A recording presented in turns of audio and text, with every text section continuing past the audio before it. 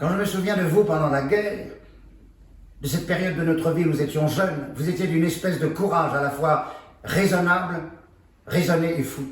Excusez cette confidence que je ne vous avais jamais faite. Comme si combattre votre propre peur de la mort avec des actions quasi suicidaires était la passion véritable de votre vie. Est-ce qu'on peut parler ici de peur? J'avais une éducation, peut-être un tempérament qui me rendait assez philosophe, mais l'angoisse de ce qui entoure le phénomène qu'on appelle la mort, autant le problème de l'au-delà que celui de la décomposition du corps, je ne l'ai jamais tout à fait surmonté.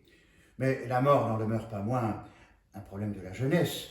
Je crois que la peur de la mort est un faux problème, parce que vous l'imaginez à partir de la vie. Quand on meurt, à mon avis, on ne doit même pas avoir la faculté ou le temps de se rappeler combien on avait tort d'en avoir aussi peur. Mais on redoute la mort.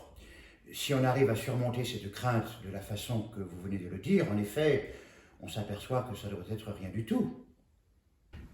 Je voulais vous demander justement, là, je vous pose la question. Nous sommes nombreux à penser ce que je vais vous dire. Quand il y avait la peine de mort, on disait tout, mais pas la peine de mort. Et maintenant que les condamnations à vie, à perpétuité pleuvent, il y a des gens dont je suis presque, enfin je ne dis pas tout à fait, qui regrettent la peine de mort. En pensant que c'était une peine moins lourde. Oui, c'est abominable ce qui se passe. Et pourquoi, je ne sais pas. L'énorme différence entre un jugement de condamnation à vie et la peine de mort, c'est qu'il reste une espérance. Dans le premier cas. La peine de mort? Non. Dans le cas d'une condamnation à vie, il reste la vie et il reste l'espérance. Il ne reste pas l'espérance. Aussi, certaines de ces peines sont tout de même ramenées de temps à autre à un temps moins long.